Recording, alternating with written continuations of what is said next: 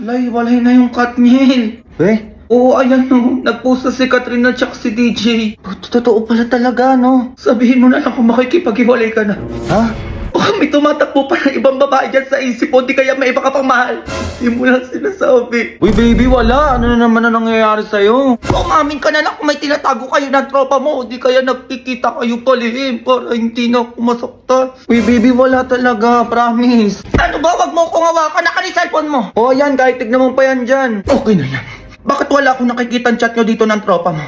Nagdi-delete ka, no? Uy, baby, wala talaga. Ano ba nangyayari sa'yo? Wag mo na akong kakausapin, ha? Uy, baby, teka lang naman. Ganyan na nagbe-break tayo po kayo. Sabihin mo na kasi kung iiwalayan mo na ako para sabay na kami ni Catherine mag-move on. Baby, sobrang OA mo. Walang ganon. Umalis ka na. Baby naman. Sabi ko umalis ka na. Oh, eto na. Alis na. Ay, talagang aalis siya, oh. Halatang may gustong puntahan na. Halata ka na, tanga, hoy. Umamin ka na. Nanggigigil ako sa'yo.